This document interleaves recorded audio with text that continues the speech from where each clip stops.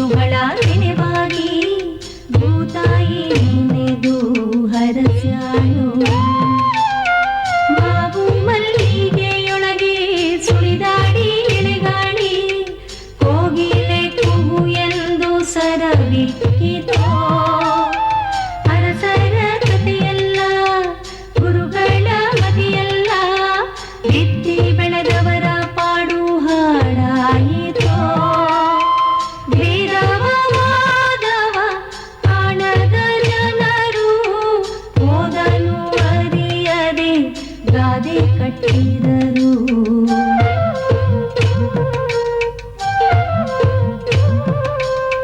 ಮಣ್ಣಲ್ಲಿ ಮಣ್ಣಾಗಿ ಕಂಪು ದಿಕ್ಕಿಗೆ ತುಂಬಿ ಜಗಕ್ಕೆಲ್ಲ ಸೂಸ್ಯಾರೋ ಸಿರಿಗಂಧ. ಜಗಕ್ಕೆಲ್ಲ ಸೂಸ್ಯಾರೋ ಸಿರಿಗಂಧ. ನಮಸ್ಕಾರ. ಸಿರಿಗಂಧ ಪರಿವಾರದ ಪರವಾಗಿ ನಿಮ್ಮೆಲ್ಲರಿಗೂ ಸುಸ್ವಾಗತ. ತಂದನಾನ ತಾನ ತಂದನಾನ. ಇಂದಿನ ನಮ್ಮ ಕಾರ್ಯಕ್ರಮದಲ್ಲಿ ಶ್ರೀಮತಿ ಗೌರವ್ವ ಮಾದರ ಮತ್ತು ಸಂಗಡಿಗರಿಂದ ಚೌಡಿಕೆ ಮೇಳ. ಚಲವಿ ದೇವಿ ಚಿತ್ತರಗೊಂಬಿ ಪಾದಕ ವಂದಿನ. ಮಣಿಪಾಲದ ಹಸ್ತಶಿಲ್ಪ ಮ್ಯೂಸಿಯಂ,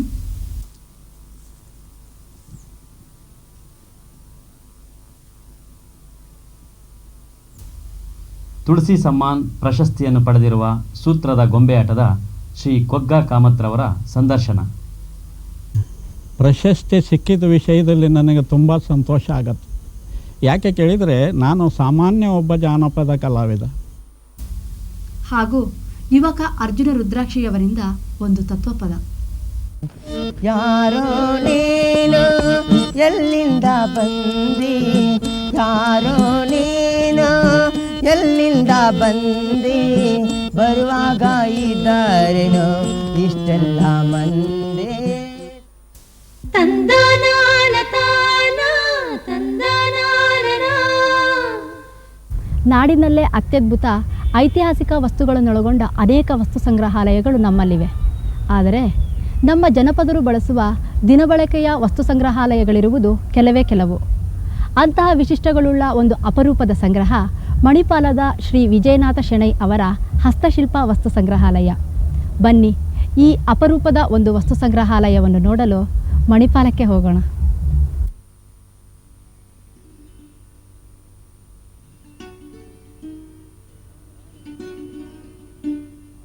ಯಾರ ಕುಂಚದಿಂದ ಮೂಡಿ ಬಂದ ಚಿತ್ತಾರವೋ, ಯಾರ ಹಸ್ತದಿಂದ ನಿರ್ಮಿತ ದೇಗುಲವೋ,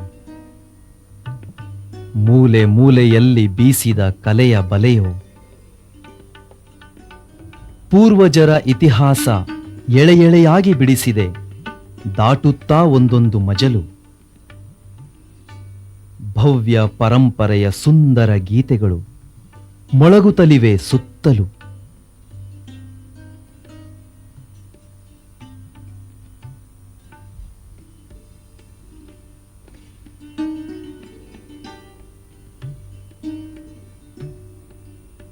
ಜನಪದರ ಪ್ರೀತಿ ಸಾಹಸ ಕಥನಗಳು ಹೇಳುತ್ತಲಿವೆ ಈ ಸಾಲು ಸಾಲು ಕಂಬಗಳು.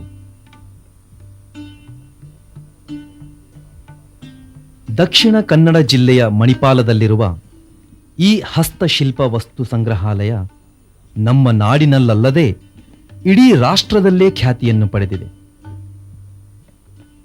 ಜಾನಪದ ವಸ್ತು ಸಂಗ್ರಹಾಲಯ ಒಂದು ತಮಾಷೆ ಬಂಗಲೆಯಲ್ಲ, ಹಳೆಯ ವಸ್ತು ವಿಶೇಷಗಳ ಕೋಠಿಯೂ ಅಲ್ಲ. ಇದು ರಾಷ್ಟ್ರದ ಹೆಮ್ಮೆಯ ಸಾಧನೆಗಳಲ್ಲಿ ಒಂದು.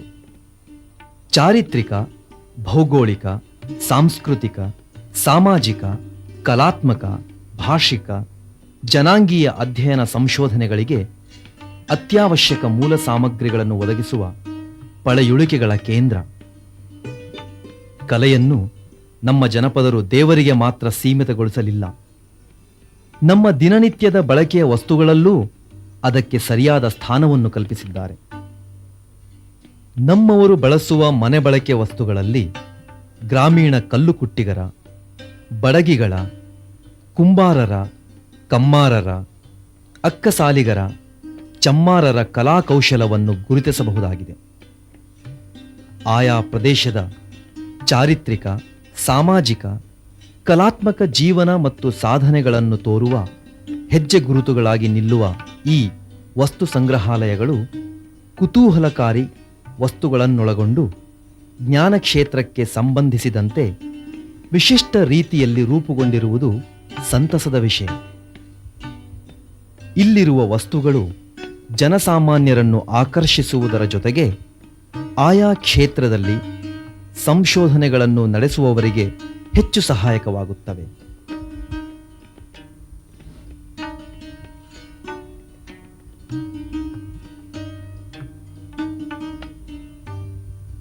ನಮ್ಮ ಪೂರ್ವಜರ ಜೀವನ ಕಲೆ, ಕುಶಲಕಲೆ ಮುಂತಾದವುಗಳನ್ನು ತಿಳಿಯಲು ಇಂತಹ ಜಾನಪದ ವಸ್ತು ಸಂಗ್ರಹಾಲಯಗಳು ತೀರ ಅವಶ್ಯ. ಇವು ಇಡೀ ಒಂದು ಸಂಸ್ಕೃತಿಯನ್ನು ಪ್ರತಿನಿಧಿಸುತ್ತವೆ, ಪರಂಪರೆಯನ್ನು ಸೂಚಿಸುತ್ತವೆ, ಕಣ್ಮರೆಯಾಗಿರುವ ಜಗತ್ತಿನ ಪರಿಚಯವನ್ನು ಮಾಡಿಕೊಡುತ್ತವೆ. ಜನಾಂಗದ ಸಂಸ್ಕೃತಿಯನ್ನು ಗುರುತಿಸುವವರಿಗೆ, ನಾಗರಿಕತೆಯ ಮಜಲುಗಳನ್ನು ತಿಳಿಯುವವರಿಗೆ ಇವು ನೆರವಾಗುತ್ತವೆ. ನಮ್ಮ ಪರಂಪರೆಯ ವಸ್ತುಗಳ ಬಗ್ಗೆ ಸಾರ್ವಜನಿಕರಲ್ಲಿ ಸರಿಯಾದ ಜ್ಞಾನ ಗೌರವಗಳು ಮೂಡಿಸುವುದಕ್ಕೆ ಇಂತಹ ಕಾರ್ಯಗಳು ಉಪಯುಕ್ತ. ಶ್ರೀಸಾಮಾನ್ಯರ ಪ್ರತಿಭಾದೃಷ್ಟಿಯ ಕಲಾವಸ್ತುಗಳನ್ನೆಲ್ಲ ಸಂಗ್ರಹಿಸಿಕೊಂಡು ಇದನ್ನೊಂದು ಜ್ಞಾನಾರ್ಜನೆಯ ಕೇಂದ್ರವಾಗಿ ನಮ್ಮ ನಾಡಿನ ಸಂಸ್ಕೃತಿಯ ಅಕ್ಷಯ ನಿಧಿಯಾಗಬೇಕು ಎನ್ನುತ್ತಾರೆ ಈ ಹಸ್ತಶಿಲ್ಪ ವಸ್ತು ಸಂಗ್ರಹಾಲಯದ ರೂವಾರಿ ಶ್ರೀ ವಿಜಯನಾಥ ಶೆಣೈಯವರು. ಬ್ಯಾಂಕೊಂದರಲ್ಲಿ ಉದ್ಯೋಗಿಯಾಗಿದ್ದ ಶ್ರೀ ವಿಜಯನಾಥ ಶೆಣೈಯವರಿಗೆ ನಮ್ಮ ನಾಡಿನ ಕಲೆ, ಸಂಸ್ಕೃತಿ ಬಗ್ಗೆ ಚಿಕ್ಕಂದಿನಿಂದಲೂ ಇದ್ದ ಆಸಕ್ತಿಯೇ ಇಂದು ಈ ಬೃಹತ್ ಜನಪದ ಕಲಾ ಸಂಗ್ರಹ. ಹೀಗೆ 10 ವರ್ಷಗಳಿಗೂ ಹೆಚ್ಚು ಕಾಲ ದಕ್ಷಿಣ ಕನ್ನಡ ಜಿಲ್ಲೆಯಾದ್ಯಂತ ಚುರುಕಾಗಿ ನಡೆಯಿತು. ಹಳೆಯ ಮನೆಗಳು, ಗುಜರಿ ಅಂಗಡಿಗಳು, ಜಲಾಶಯಗಳ ಹಿನ್ನೀರಿನಲ್ಲಿ ಮುಳುಗುತ್ತಿದ್ದ ಕಲಾತ್ಮಕ ಮನೆಗಳು, ಹೀಗೆ ಸಂಗ್ರಹ ಬೆಳೆಯುತ್ತಾ ಹೋಯಿತು. ಹಳೆಯ ವಸ್ತುಗಳಿಗೆ ಬೆಲೆ ಏರದ ಕಾಲ ಅದು. ಹಾಗಾಗಿ ಇವರಿಗೆ ಬಂಡವಾಳವು ಹೆಚ್ಚು ಬೇಕಾಗಲಿಲ್ಲ. ಹೀಗೆ ಅವರಿವರು ತಮಗೆ ಉಳಿಸಿಕೊಳ್ಳಲಾಗದೆಯೋ, ಬೇಡವೆನ್ನಿಸಿಯೋ, ಉದಾಸೀನದಿಂದಲೋ ಹೊರಹಾಕಿದ ಸಾಮಗ್ರಿಗಳನ್ನು ಒಂದೆಡೆ ಸೇರಿಸಿ ಕಟ್ಟಿದ ಮನೆಯೇ ಈ ಹಸ್ತಶಿಲ್ಪ ಭವನ. ಕೇವಲ ಹಳೆಯ ವಸ್ತು ಸಂಗ್ರಾಹಕರಾಗಿದ್ದಲ್ಲಿ ಶ್ರೀ ವಿಜಯನಾಥ ಶೆಣೈಯವರು ಇಂತಹ ಮನೆಯನ್ನು ಕಟ್ಟಲು ಸಾಧ್ಯವಾಗುತ್ತಿರಲಿಲ್ಲ. ಸಾಹಿತ್ಯ, ಸಂಗೀತ, ಕಲೆಗಳಲ್ಲಿ ಅವರ ಆಸಕ್ತಿಯನ್ನು ತಿಳಿದರೆ ಬೆರಗು ಮೂಡಿಸುತ್ತದೆ. ಇದೆಲ್ಲ ವಸ್ತುಗಳು, ಕಟ್ಟಡ ಸಾಮಗ್ರಿಗಳು ಮರೆಸಿಗುವ ಕಾರ್ಖಾನೆಗೆ ಹೋಗಿ ಸಂಪೂರ್ಣ ನಾಶ ಆಗ್ತವೆ ಎಂಬ ಒಂದು ಹೆದರಿಕೆಯಿಂದ ಸಂಗ್ರಹಿಸಲಿಕ್ಕೆ ಆರಂಭ ಮಾಡಿದೆ. ಈ ಸಂಗ್ರಹ 10 ವರ್ಷಗಳ ಕಾಲ ಬೆಳೆಯಿತು. ಆಮೇಲೆ ಆ ಕಟ್ಟಡ ಸಾಮಗ್ರಿಗಳನ್ನೇ ಬಳಸಿಕೊಂಡು ಈ ಮನೆ ಒಂದು ಕಟ್ಟಡವನ್ನು ನಿರ್ಮಿಸಿದೆ. 1-2 ವರ್ಷ ಕಾಲ ಇಲ್ಲಿ ಬದುಕಿದೆ. ಕುಟುಂಬ ಸಹಿತ ವಾಸ ಮಾಡಲಿಕ್ಕೆ ಆರಂಭ ಮಾಡಿದೆ.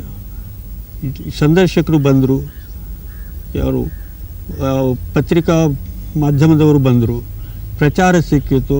ಆಮೇಲೆ ಇಲ್ಲಿ ವಾಸ ಕೂಡ ದುಸ್ತರವಾಯಿತು. ನಾನು ಕುಟುಂಬ ಸಹಿತ ಇಲ್ಲಿಂದ ಹೊರ ನಡೆದೆ.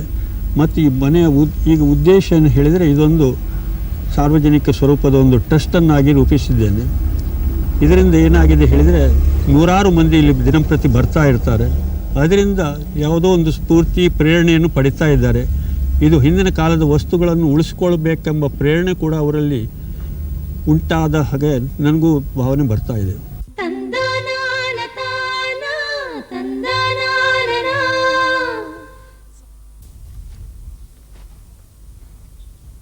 ಕರ್ನಾಟಕದ ವೃತ್ತಿಗಾಯಕ ಪರಂಪರೆಯಲ್ಲಿ ಪ್ರಸಿದ್ಧಿಯನ್ನು ಪಡೆದ ಕಲೆ ಚೌಡಿಕೆ ಮೇಳ.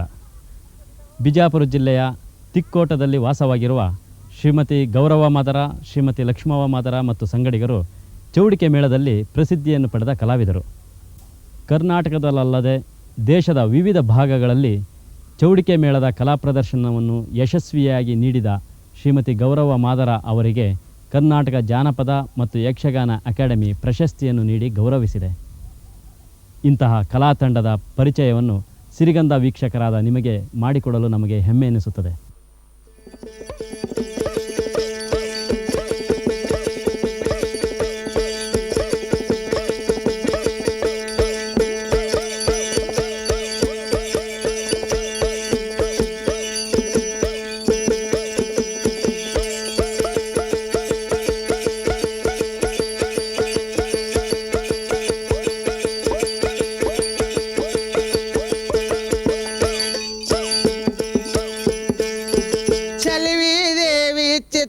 ಗೊಂಬಿ ಪಾದಕ ಹೊಂದಿನ ಚಲವಿ ದೇವಿ ಚಿತ್ತರ ಗೊಂಬಿ ಪಾದಕ ಹೊಂದಿನ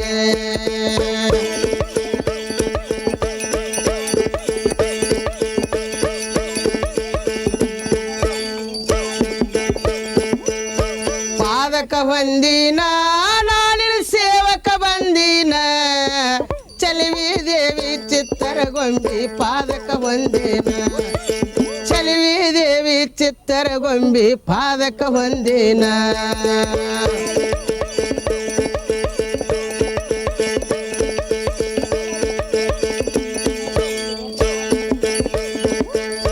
ದುಂಡ ಮಲ್ಲಿಗೆ ಚಂಡು ಹೂವಿನ ದಂಡಿ ತಂದಿನ ದುಂಡ ಮಲ್ಲಿಗೆ ಚಂಡು ಹೂವಿನ ದಂಡಿ ತಂದಿನ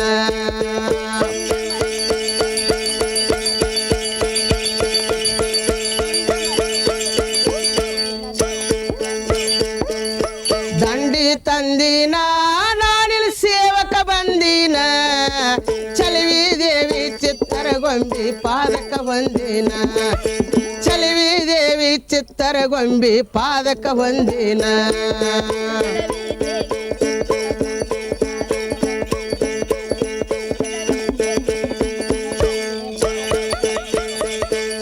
ನಿಂಬಿ ಪಪ್ಪಳಿ ತುಂಬಿದ ಗಳಿಗೆ ಸೀರಿ ತಂದಿನ ನಿಂಬಿ ಪಪ್ಪಳಿ ತುಂಬಿದ ಗಳಿಗೆ ಸೀರಿ ತಂದಿನ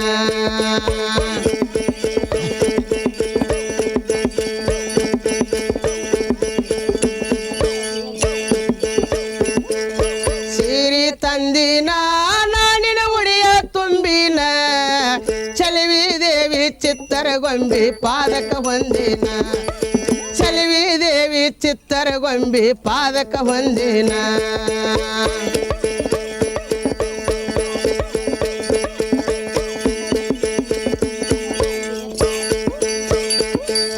ಚಂದರ ಕಾಳಿ ಸೀರಿ ನಿನಗ ಚಂದಕ ತಂದಿನ ಚಂದರ ಕಾಳಿ ಸೀರಿ ನಿನಗ ಚಂದಕ ತಂದಿನ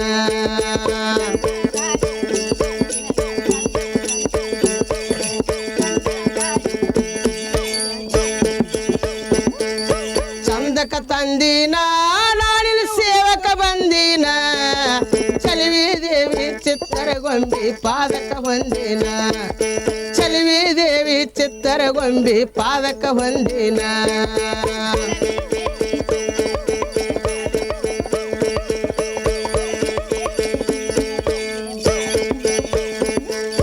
ದೇಶದೊಳಗೆ ಕೊಗಟ ನೂರ ಹಳ್ಳಕ್ಕ ನೆನದೇಳ ದೇಶದೊಳಗೆ ಕೊಗಟ ನೂರ ಹಳ್ಳಕ್ಕ ನೆನದೇಳ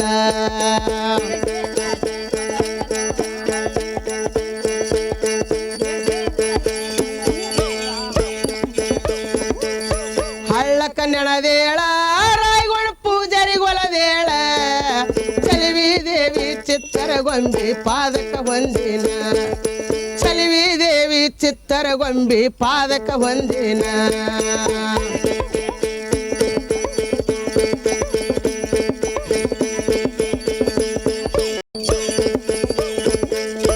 ಪಾದಕ ಹೊಂದಿನ ನಾಡಿನ ಸೇವಕ ಬಂದಿನ ಚಲವಿ ದೇವಿ ಚಿತ್ತರ ಗೊಂಬಿ ಪಾದಕ ಹೊಂದಿನ ಚಲವಿ ದೇವಿ ಚಿತ್ತರ ಗೊಂಬಿ ಪಾದಕ ಹೊಂದಿನ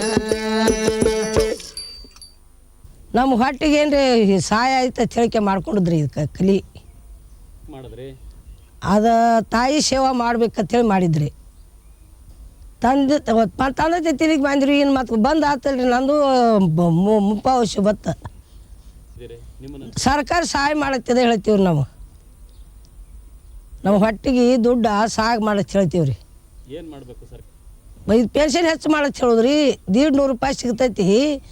ನಮ್ಗೆ ಹೊಲ ಇಲ್ಲ, ಮನೆ ಇಲ್ಲ, ಏನೂ ಇಲ್ಲ. ಇದ ಸೇವಾದಾಗ ಗುದ್ದಾಡ್ಲಾಕತ್ತಿದ್ದೀವಿ. ಸರ್ಕಾರ ನಮ್ಗೆ ಸಹಾಯ ಮಾಡ್ಬೇಕಂತ ಹೇಳಿ ಬೇಡ್ಕೋತೀವಿ ರೀ ಸರ್ಕಾರಕ್ಕೆ. ತಂದಾನಾನ ತಾನ ತಂದಾನಾನ.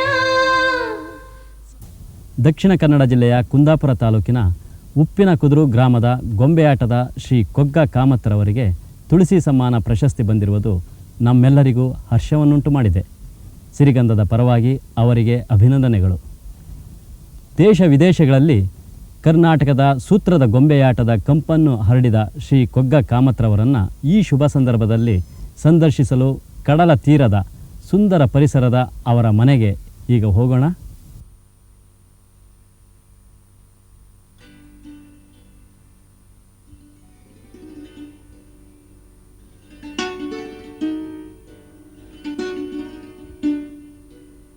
ಪ್ರಾಕೃತಿಕ ಸಂಪತ್ತಿಗೆ ಹೆಸರಾದ ಮತ್ತೊಂದು ಜಿಲ್ಲೆ ದಕ್ಷಿಣ ಕನ್ನಡ. ಪ್ರಶಾಂತವಾಗಿ ಹರಿಯುವ 10 ಜೀವನದಿಗಳು, ನದಿಯಿಂದ ನದಿಗೆ ಸಂಪರ್ಕ ಸೇತುಗಳು, ರಸ್ತೆಯುದ್ದಕ್ಕೂ ಹುಲುಸು ನೆಲದ ತುಂಬ ತೊನೆದು ತೂಗುವ ತೆಂಗು, ಭತ್ತಗಳ ಹಚ್ಚ ಹಸಿರು ಬಯಲು, ಅದರಾಚೆಗೆ ಭೋರ್ಗರೆವ ಕಡಲು, ಮತ್ತೆ ಕೆಲವು ಕಡೆ ಗಂಭೀರವಾಗಿ ಹರಿದು ಬರುವ ನದಿಗಳು, ಉನ್ಮತ್ತ ಸಾಗರ ಸೇರುವ ಮನಮೋಹಕ ದೃಶ್ಯಗಳು ಮನಸ್ಸಿಗೆ ಮುದ ನೀಡುತ್ತವೆ. ಇಂತಹ ಕರಾವಳಿ ಪ್ರದೇಶದಲ್ಲಿ ಸುತ್ತಲೂ ನೀರಿನಿಂದ ಆವೃತ್ತವಾದ ಒಂದು ಚಿಕ್ಕ ಪ್ರದೇಶವೇ ಉಪ್ಪಿನಕುದ್ರು, ಕುಂದಾಪುರ ತಾಲೂಕಿನ ಒಂದು ಗ್ರಾಮ. ಸೂತ್ರದ ಗೊಂಬೆಯಾಟದಲ್ಲಿ ವಿಶ್ವಮಾನ್ಯತೆಯನ್ನು ತಂದುಕೊಟ್ಟ ಕಾಮತ್ ಮನೆತನದ ವಾಸಸ್ಥಳ. ಇವರು ಬಡಗುತಿಟ್ಟು ಶೈಲಿಯ ಯಕ್ಷಗಾನ ಗೊಂಬೆಯಾಟವನ್ನು ದೇಶ ವಿದೇಶಗಳಲ್ಲಿ ಪ್ರದರ್ಶಿಸಿ ನಾಡು ನುಡಿಗೆ ಗೌರವ ದೊರಕಿಸಿಕೊಟ್ಟ ಮೊದಲಿಗರು. ಈ ಮನೆತನದ ರಾಷ್ಟ್ರ ಪ್ರಶಸ್ತಿ ವಿಜೇತರಾದ ದಿವಂಗತ ದೇವಣ್ಣ ಕಾಮತ್ ಅವರ ಮಗ ಶ್ರೀ ಕೊಗ್ಗ ಕಾಮತ್ ಅವರಿಗೆ 1994ರ ತುಳಸಿ ಸಮ್ಮಾನ್ ಪ್ರಶಸ್ತಿ ಬಂದಿರುವುದು ಕರ್ನಾಟಕಕ್ಕೆ ಹೆಮ್ಮೆಯ ಸಂಗತಿ. ಪ್ರಶಸ್ತಿ ಸಿಕ್ಕಿದ ವಿಷಯದಲ್ಲಿ ನನಗೆ ತುಂಬ ಸಂತೋಷ ಆಗತ್ತೆ. ಯಾಕೆ ಕೇಳಿದರೆ, ನಾನು ಸಾಮಾನ್ಯ ಒಬ್ಬ ಜಾನಪದ ಕಲಾವಿದ. ಪ್ರಶಸ್ತಿ ಭಾರಿ ದೊಡ್ಡದಿದು, ಅಂದರೆ ತುಳಸಿ ಸಮ್ಮಾನ್. ಆದರೆ ಒಂದೊಂದು ಸಲ ತೋರುತ್ತೆ, ನನ್ನ ಮನೆತನದ ಕಲೆಗೆ ಒಂದು ಪ್ರಶಸ್ತಿ ಸಿಕ್ಕಿದ್ದು ತುಂಬ ಸಂತೋಷ. ಆದರೆ ವ್ಯಕ್ತಿಗತವಾಗಿ ನನಗೆ ಹೀಗೆ ತೋರುತ್ತೆ, ನನ್ನ ಪ್ರಯತ್ನದಿಂದ ನನಗೆ ಇದು ಪ್ರಶಸ್ತಿ ಸಿಕ್ಕಿದೆ ಹೀಗೆ ನನಗೆ ಅನಿಸೋದಿಲ್ಲ. ಕಾರಣ ಏನು ಕೇಳಿದರೆ, ನಮ್ಮ ತಂದೆಯವರು ತುಂಬ ಬಡತನದಲ್ಲಿ ತುಂಬ ತ್ಯಾಗ ಮಾಡಿ ಈ ಕಲೆಯನ್ನು ಉಳಿಸಿ ನನ್ನ ಕೈಯಲ್ಲಿ ಕೊಟ್ಟ ದೆಸೆಯಿಂದ ಈ ಪ್ರಶಸ್ತಿ ಸಿಕ್ತು ಅನ್ನುವಾಗ ಇದರ ಶ್ರೇಯಸ್ಸು ನನ್ನ ತಂದೆಯವರಿಗೆ ಸೇರಬೇಕು. ಇನ್ನೊಂದು ವಿಷಯ, ವ್ಯಕ್ತಿಗತ ಪ್ರಯತ್ನದಿಂದಲೇ ಸಿಗ್ತದೆ ಅಂತಿಲ್ಲ. ಜನರ ಪ್ರೀತಿ ಬೇಕು, ದೇವರ ದಯೆ ಬೇಕು. ಇದು 3 ಸೇರಿದರೆ ಮಾತ್ರ ಒಂದು ಸಂಸ್ಥೆ ಉನ್ನತಿಯನ್ನು ಹೊಂದುತ್ತದೆ, ಒಂದು ಕಲೆಗೆ ಪ್ರಶಸ್ತಿ ಸಿಗ್ತದೆ ಅಂತ ನಾನು ತಿಳಿತೇನೆ. ಈ ಉಪ್ಪಿನಕುದುರಿನಲ್ಲಿ ಕಾಮತ್ ಮನೆತನ ಇದು. ಇದರಲ್ಲಿ ಕೆಲವರು ಭಾಗವತರು ಅನಿಸ್ಕೊಂಡ್ರು, ಮೂಡಂಗಡಿ ಭಾಗವತರು ಅಂತ. ಅಲ್ಲಿವರೆಗೆ ಈ ಕಲೆಯಲ್ಲಿ ಪಳಗಿದವರು 5-6 ಜನ ಅಣ್ಣ ತಮ್ಮಂದಿರು ಎಲ್ಲರೂ ಸೇರಿ ಇದನ್ನು ಪ್ರಾರಂಭ ಮಾಡಿದ್ದಂತ ನಾನು ತಿಳಿತೇನೆ. ಅಂದರೆ ನಮ್ಮ ತಂದೆಯವರು ಹೇಳಿದ ವಿಷಯ ಅದು. 5-6 ಜನ ಅಣ್ಣ ತಮ್ಮಂದಿರು ಪ್ರಾರಂಭ ಮಾಡುವಾಗ ಎಲ್ಲರೂ ಅದೇ ಭಾಗವತರು ಅವರೇ, ಮತ್ತು ಪದ್ಯ ಹೇಳೋದು ಮತ್ತು ಅರ್ಥ ಹೇಳೋದು, ಕುಣಿಸುವುದು ಎಲ್ಲ ಪೂರ ಅವರೇ ಇದ್ದಿದ್ದರು. ಕ್ರಮೇಣ ಏನಾಯಿತು ಕೇಳಿದರೆ ಬೇರೆಯವರೆಲ್ಲ ಸೇರಿದರು, ವೃದ್ಧಿ ಆಯಿತು. ಆದರೆ ಪ್ರತಿಯೊಬ್ಬ ವ್ಯಕ್ತಿಗೆ ಹೇಗೆ ಅವನತಿ ಇರ್ತದೋ ಹಾಗೆ ಕಲೆಗೂ ಇರುತ್ತೆ. ಅದು ಸಾಧಾರಣ 2 ತಲೆಮಾರಿನವರೆಗೆ ತುಂಬ ಉತ್ತಮವಾಗಿ ನಡೆದು ತುಂಬ ಭೂಮಿ ಸಹಿತ ತೆಗೆದುಕೊಂಡ್ರು. ಅಂದರೆ ಲಕ್ಷ್ಮಣ ಕಾಮತರು ಅಂತ, ಅವರು ಲಕ್ಷ್ಮಣ ಭಾಗವತರು ಅನಿಸ್ಕೊಂಡ್ರು ಮತ್ತು ಇದರಲ್ಲಿ ತುಂಬ ಹೆಸರು ಪಡೆದರು. ಆದರೆ ಅದರ ಮೇಲೆ ಏನಾಯಿತು ಕೇಳಿದರೆ 2ನೇ ತಲೆಮಾರಿಗೆ ಸ್ವಲ್ಪ ಕಷ್ಟ ಆಯಿತು. ಕಾರಣ ಏನು ಕೇಳಿದರೆ, ಈ ರೈತಾಪಿ ಜನರಲ್ಲಿ ಮನೋರಂಜನೆಗೆ ಸಂಭಾವನೆ ಕೊಡಬೇಕಂತಾದರೆ ಅವರು ಉತ್ಪತ್ತಿ ಮಾಡುವ ವಸ್ತುವಿಗೆ ಬೆಲೆ ಬರಬೇಕು. ಅದೇನಾಯಿತು, 1934ರಲ್ಲಿ ಅಡಿಕೆಗೂ ಬೆಲೆ ಇಲ್ಲ, ಅಕ್ಕಿಗೂ ಬೆಲೆ ಇಲ್ಲ, ಯಾವುದಕ್ಕೂ ಬೆಲೆ ಇಲ್ಲ ಅನ್ನುವಾಗ ನಮ್ಮ ಜಾನಪದ ಕಲೆ, ಈ ರೈತಾಪಿ ಜನರ ಮನೋರಂಜನೆಯ ಕಲೆ, ಅವರು ಸಂತೋಷಪಟ್ಟು ನಮಗೇನಾದರೂ ಕೊಟ್ಟರೆ ಮಾತ್ರ ಉಂಟು, ಇಲ್ಲದಿದ್ದರೆ ಇಲ್ಲ. ಇವಾಗಿನ ಕಾಲದ ಹಾಗೆ ಟಿಕೆಟ್ ಇಟ್ಟು ಹಣ ಒಟ್ಟು ಮಾಡುವ ಕಾಲ ಅದಲ್ಲ. ಪ್ರತಿಯೊಬ್ಬರ ಮನೆಯಲ್ಲಿ ಹೋಗಿ ಕಾರ್ಯಕ್ರಮ ಮಾಡೋದು, ದೇವಸ್ಥಾನದಲ್ಲಿ, ಜಾತ್ರೆಯಲ್ಲಿ ಅಲ್ಲಿ ಕಾರ್ಯಕ್ರಮ ಮಾಡಿ ಸಂತೋಷದಿಂದ ಏನಾದರೂ ಕೊಟ್ಟದ್ದನ್ನು ತಗೊಳ್ಳೋದು ವಿನಃ ಇವಾಗಿನ ಹಾಗೆ ಟೆಂಟ್ ಮಾಡಿ ಆಟ ಮಾಡಿ ಈ ಹಣ ಒಟ್ಟು ಮಾಡುವ ವಿಷಯ ಆವಾಗಿರಲಿಲ್ಲ. ಇನ್ನು ಮುಂದೆ ಈ ಗೊಂಬೆ ಆಟದಲ್ಲಿ ಯಾವ್ಯಾವ ಸುಧಾರಣೆಗಳನ್ನು ಮಾಡಬೇಕು ಅಂತ ಇದ್ದೀರಿ? ಅದು ಈಗ ನಮಗೆ ವಯಸ್ಸಾಯಿತು. ನಮ್ಮ ಹುಡುಗ ಭಾಸ್ಕರ ಕಾಮತ್ ಅಂತ ಇದ್ದಾನೆ, ಅವೀಗ ಹೊಸ ಪ್ರಯೋಗ ಮಾಡ್ತಾ ಇದ್ದಾನೆ. ಈಗ ಒಂದು ಸ್ಟೇಜ್ ಇದ್ದದ್ದು 2 ಮಾಡಿದ್ದಾನೆ, ಗೊತ್ತಾಗಲ್ಲ. ಅದರ ನಂತರ ಮತ್ತೆಲ್ಲ ಕೆಲವು ಲೈಟ್ ಗೀಟ್ ಅದು ಇದೆಲ್ಲ ಪೂರ ಚೇಂಜ್ ಮಾಡ್ತಾ ಇದ್ದಾನೆ. ಆದರೆ ಮೂಲ ರೂಪ ಪರಂಪರೆ ಬಿಡಲಿಕ್ಕೆ ಕೂಡುದಂತ ಹೇಳಿದ್ದೇನೆ, ಅದು ಬಿಡುವುದಿಲ್ಲ. ಇದರಲ್ಲಿ ಬೇರೆ ಬೇರೆ ಎಲ್ಲ ನೋಡಲಿಕ್ಕೆ ಸ್ವಲ್ಪ ಸಂತೋಷ ಆಗುವ ಹಾಗೆ ಸೀನ್ಸು ಸಿನೇರಿ ಅದು ಇದು ಸೇರಿಸ್ಬೇಕಂತ ಮನಸ್ಸುಂಟು. ಕಾರಣ ಏನು ಕೇಳಿದರೆ, ಇವಾಗ ಹಿಂದಿನ ಕಾಲ ಅಲ್ಲ, ವಿಜ್ಞಾನ ಯುಗ. ಈ ವಿಜ್ಞಾನ ಯುಗದಲ್ಲಿ ಜಾನಪದ ಕಲೆ ಬದುಕಬೇಕಾದ್ರೆ ಆ ಪರಂಪರೆ ಬಿಡದೆ ಏನಾದರೂ ಬೇರೆ ಏನಾದರೂ ಮಾಡಲೇಬೇಕು. ಕಥೆಯೂ ಹಾಗೆ ಏನಾದರೂ ಬೇಕು. ಅಂದರೆ ಒಂದು ಗಂಟೆ ಒಳಗೆ ಮನುಷ್ಯನಿಗೆ ಮನಸ್ಸಿಗೆ ಸಂತೋಷ ಆಗುವ ಹಾಗೆ ಎಲ್ಲ ವಿಷಯ ಅದರಲ್ಲಿ ಬರಬೇಕು. ನವರಸ, ಹಾಸ್ಯರಸ, ದುಃಖರಸ, ವೀರರಸ ಇದೆಲ್ಲ ಬರುವ ಹಾಗೆ. ಈ ಮುಂಚೆಯನ್ನು ಕೇಳಿದರೆ ಬೆಳಗಾಗುವವರೆಗೆ ಮನುಷ್ಯನಿಗೆ ಸಮಯ ಇದ್ದಿತ್ತು, ಕೂತು ನೋಡ್ತಾ ಇದ್ದ. ಇವಾಗ ಯಾರಿಗೂ ಅಷ್ಟು ಸಮಯ ಇಲ್ಲ. 1 ಗಂಟೆ ಹೆಚ್ಚಿಗೆ ಅಂದರೆ 1 ಗಂಟೆ ಅರ್ಧ ಗಂಟೆ, ಅದರೊಳಗೆ ಅವನ ಮನಸ್ಸು ಸಂತೋಷ ಆಗಬೇಕಾದ್ರೆ ಅದರಲ್ಲಿ ಎಲ್ಲವುದೂ ಬರಬೇಕು. ಎಲ್ಲವುದೂ ಬಂದರೆ ಮಾತ್ರ ಸಂತೋಷ ಆಗತ್ತೆ. ಹಾಗಂತ ನಮಗೆ ಎಲ್ಲವುದೂ ತರಬೇಕಂತ ಹೇಳಿದರೆ ಪರಂಪರೆ ಬಿಡಲಿಕ್ಕೆ ಆಗೋದಿಲ್ಲ, ಜನರು ಕೇಳುವುದಿಲ್ಲ. ನಮ್ಮಲ್ಲಿ ಇರುವುದೇ ಪರಂಪರೆ, ಅದು ಯಕ್ಷಗಾನಕ್ಕೆ ಯಾವಾಗಲೂ ಹಿಂದಿನ ಪರಂಪರೆ, ಅದನ್ನು ಬಿಡಬಾರದು. ತಂದಾನಾನ ತಾನ ತಂದಾನಾನ. ಶರೀಫಜ್ಜ ಎಂದೇ ಜನಮನದಲ್ಲಿ ಹೆಸರಾದ ವ್ಯಕ್ತಿ ಶಿಶುನಾಳ ಶರೀಫರು. 2 ಧರ್ಮಗಳ ಬೆಸಿಗೆಯಾಗಿ ಬದುಕಿ ಬಾಳಿದ ಇವರು ಜೀವನದ ತತ್ವಗಳನ್ನು ಚಿಂತಿಸಿ ಮತಿಸಿ ಹಾಡಾಗಿ ಹೊಮ್ಮಿಸಿ ತತ್ವಪದಗಳನ್ನು ತುಂಬಿಟ್ಟು ಹೋಗಿದ್ದಾರೆ. ಜನಪದ ಹಾಡುಗಳ ಗುಣಸ್ವಭಾವಗಳನ್ನು ಮೈಗೂಡಿಸಿಕೊಂಡು ರೂಪಿತವಾಗಿರುವ ಇವರ ಹಾಡುಗಳಲ್ಲಿ ಒಂದನ್ನು ಈಗ ನಾವು ಅರ್ಜುನ ರುದ್ರಾಕ್ಷಿಯವರಿಂದ ಕೇಳೋಣ. ಯಾರೋ ನೀನು ಎಲ್ಲಿಂದ ಬಂದಿ, ಬರುವಾಗ ಇದ್ದಾರೇನೋ ಇಷ್ಟೆಲ್ಲ ಮಂದಿ, ಸಂಗಡ ಮಂದಿ ಬರುವಾಗ ಇದ್ದಾರೇನೋ ಇಷ್ಟೆಲ್ಲ ಮಂದಿ, ಸಂಗಡ ಮಂದಿ. ಯಾರೋ ನೀನು ಎಲ್ಲಿಂದ ಬಂದಿ, ಯಾರೋ ನೀನು ಎಲ್ಲಿಂದ ಬಂದಿ, ಬರುವಾಗ ಇದ್ದಾರೇನೋ ಇಷ್ಟೆಲ್ಲ ಮಂದಿ, ಸಂಗಡ ಮಂದಿ.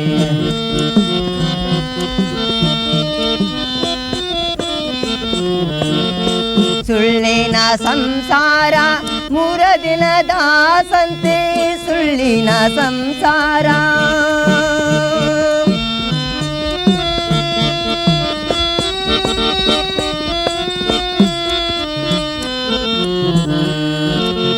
ಸುಳ್ಳಿನ ಸಂಸಾರ 3 ದಿನದ ಸಂತೆ, ಸಂತಿ ತೀರಿದ ಮೇಲೆ ಒಬ್ಬವನೇ ಕುಂತಿ, ಸಂತಿ ತೀರಿದ ಮೇಲೆ ಒಬ್ಬವನೇ ಕುಂತಿ, ಸಂತಿ ತೀರಿದ ಮೇಲೆ ಒಬ್ಬವನೇ ಕುಂತಿ. ಯಾರೋ ನೀನು ಎಲ್ಲಿಂದ ಬಂದಿ, ಬರುವಾಗ ಇದ್ದಾರೇನೋ ಇಷ್ಟೆಲ್ಲ ಮಂದಿ, ಸಂಗಡ ಮಂದಿ.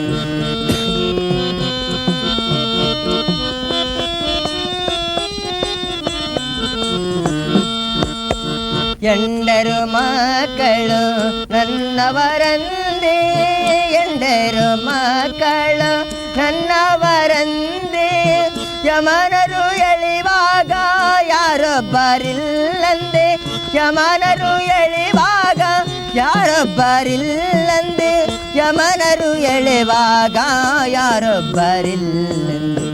ಯಾರೋ ನೀನು ಎಲ್ಲಿಂದ ಬಂದಿ, ಬರುವಾಗ ಇದ್ದಾರೇನೋ ಇಷ್ಟೆಲ್ಲ ಮಂದಿ, ಸಂಗಡ ಮಂದಿ.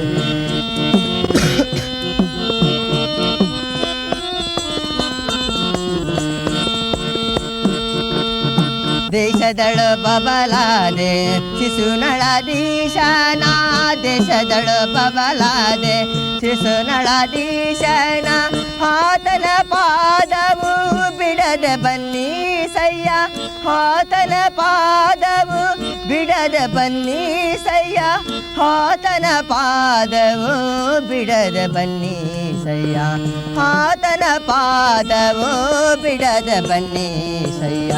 ಯಾರೋ ನೀನು ಎಲ್ಲಿಂದ ಬಂದಿ, ಯಾರೋ ನೀನು ಎಲ್ಲಿಂದ ಬಂದಿ, ಬರುವಾಗ ಇದ್ದರೇನು ಇಷ್ಟೆಲ್ಲ ಮಂದೆ ಸಂಗಡ ಮಂದೆ, ಬರುವಾಗ ಇದ್ದಾರೇನೋ ಇಷ್ಟೆಲ್ಲ ಮಂದೆ ಸಂಗಡ ಮಂದೆ. ತಂದನಾನ ತಾನ ತಂದನಾನ. ಮುಂದಿನ ವಾರ ಮತ್ತೆ ನಾವು ನೀವು ನಮಸ್ಕಾರ. ತಂದನಾನ ತಾನ ತಂದನಾನ ತಾನನ ತಾನ ತಾನ ತನನಾನ ತಾನ.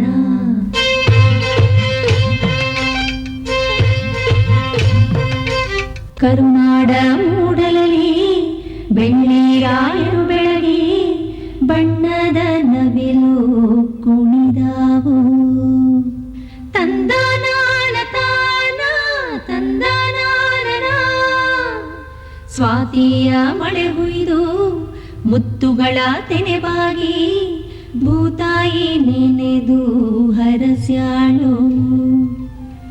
ಮಾವು ಮಲ್ಲಿಗೆಯೊಳಗೆ ಸುಳಿದಾಡಿ ಎಳೆಗಾಳಿ ಕೋಗಿಲೆ ಕುಹು ಎಂದು ಸರಬಿಕ್ಕಿತೋ. ಅರಸರ ಕಥೆಯಲ್ಲ ಗುರುಗಳ ಮತಿಯಲ್ಲ ಬಿತ್ತಿ ಬೆಳೆದವರ ಪಾಡು ಹಾಡಾಯಿತೋ. ವೇದವ ವಾದವ ಕಾಣದ ಜನರು ಓದನು ಅರಿಯದೆ ಗಾದೆ ಕಟ್ಟಿದರು.